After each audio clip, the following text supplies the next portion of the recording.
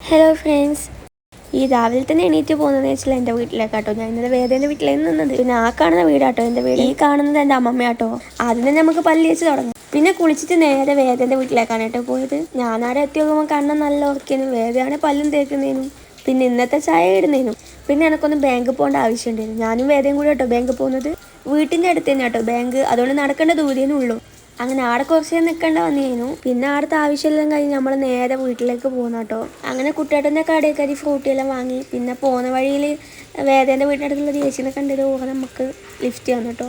പിന്നെ നമ്മൾ നേരെ വേദേൻ്റെ വീട്ടിലേക്ക് കേട്ടോ പിന്നെയും പോകുന്നത്. വേദേൻ്റെ വീട്ടിൽ പോയപ്പോൾ നമ്മളെ കുഞ്ഞു പിള്ളേരെല്ലാം വന്നിനെ. പോയപാടെ ഒരു അവക്കാടോ ജ്യൂസെല്ലാം കുടിച്ച് പോത്ത് പോലെ വളർന്നിട്ട് കോലുമുട്ടായി തിന്ന വേദേനെയാണ് നിങ്ങൾ കാണുന്നത്.